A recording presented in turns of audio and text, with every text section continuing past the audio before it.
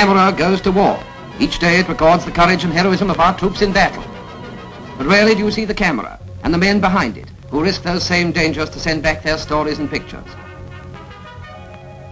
Cameramen are always on the job. In the air, out in the desert, and in the trenches, it's nothing new for them. In the last war, they set up their cameras 60 yards from the German front line. The man in the tin hat and bow tie is WW2, responsible for that silent epic, The Birth of a Nation. Their get-up may look a bit odd now, but they thrilled the audiences of their day with the first shots of a tank going into action. And in 1916, to the sound of a tinkling piano, it lumbered across the screen. It was news. Tank was a magic word. It was Britain's secret weapon. And because of the frontline cameramen, people at home saw it in action. The inverted commas disappeared. The rear wheel that helped the tank over wide trenches went too. So did the cameramen's bow ties. They were issued with uniforms. Wearing the war correspondent's flash, film cameramen went out on the job again, sending back frontline pictures that week by week you see in the 5 newsreels you know so well. Gradually, the services built up organizations. In the Army Film Unit, volunteers from all sections get an intensive training under experts. First comes the theoretical side of the job. Then they're put through battle courses, where they practice taking pictures under actual fire. Till they're passed out to join the hundreds of other forces cameramen who, with their newsreel colleagues, daily make a permanent record of the drama of the battlefront.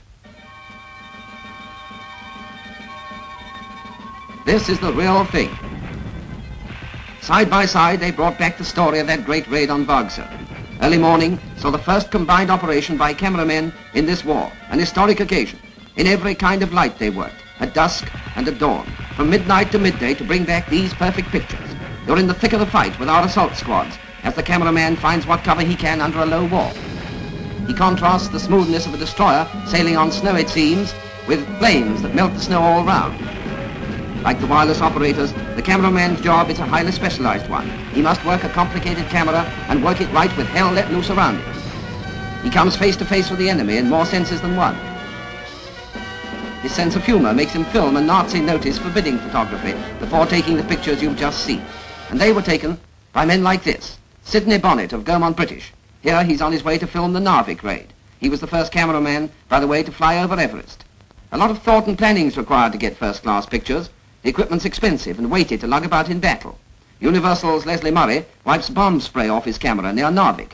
Here's Jim Gemmell in the front line during the Battle of Britain.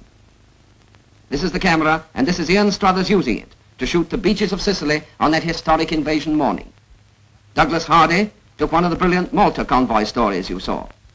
Edward Candy's story went down with his camera. He was reported missing too, but now he's fighting fit again.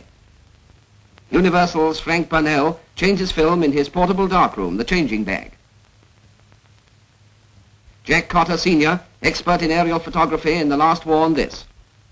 Ashwood, 8th Army newsreel veteran. Charles Martin, off to France at the start of the war.